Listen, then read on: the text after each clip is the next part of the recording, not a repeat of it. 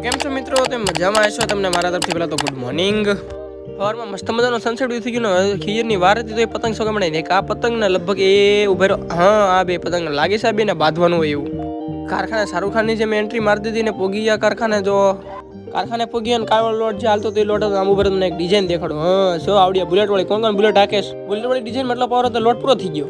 આપણી આગળ આવી ગયો પછી આવડો કાંક વ્હાઇટ કલરનો લોટ અડધું સફાઈ ગયું પછી આપણી ક્લિપ લેવાની તો ભૂલાઈ ગઈ. આવડે આર વાળી કાંક ડિઝાઇન હતી નો આવડો કાંક લોટ હતો. ન પડી ગયો એક ને બે ગયા જમવા રોજની જેમ.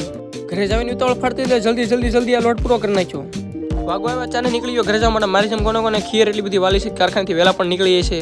આમથી આમ થોડું ખીરનું કામ પડતા રાત પડવા આવીને થોડીક આમ ઉપર નજર મારવા આવ્યો. આમ જો કેટલા પતંગ શકે ખીરની લાગે પાવર તો ફૂલ છે ખીરમાં શીતસરમાં પણ. આપણે કેટલા પતંગ લઈ જાય ને ઘટે તો હજી પણ બીજા રસ્તામાંથી એકથી લઈ લેશું અને મમ્મી દુકાનેથી પણ લઈ લેશું.